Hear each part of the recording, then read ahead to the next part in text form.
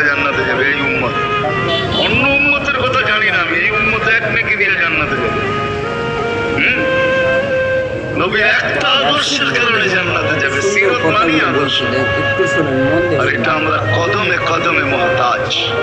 কেননা এই ছোট জীবনটা যদি গ্রহণযোগ্যতা পর্যন্ত পৌঁছাইতে হয় আল্লাহর কাছে, চাই নারী হই, চাই যুবক হই, চাই বৃদ্ধ হই, চাই মানুষই হই না কেন, যেখানেরই হই না কেন, যেই ভাষারই হই না কেন, যেই বর্ণেরই হই না কেন, যেই পেশারই হই না কেন, যেই সোসাইটিরই হই না কেন, এই জীবনটাকে যদি গ্রহণযোগ্যতা পর্যন্ত পৌঁছাইতে হয় কার কাছে? দুনিয়াওয়ালাদের কাছে না, মালিকের কাছে, যিনি এক ফোঁটা পানির থেকে অস্তিত্ব দিচ্ছেন, যার কাছে আবার আমাদেরকে ফিরা যেতে হবে।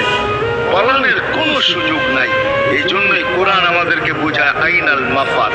আল্লাহ বলতেছে কোথায় ভাববে তুমি, বলো কোথায় ভাববে? কবির কথা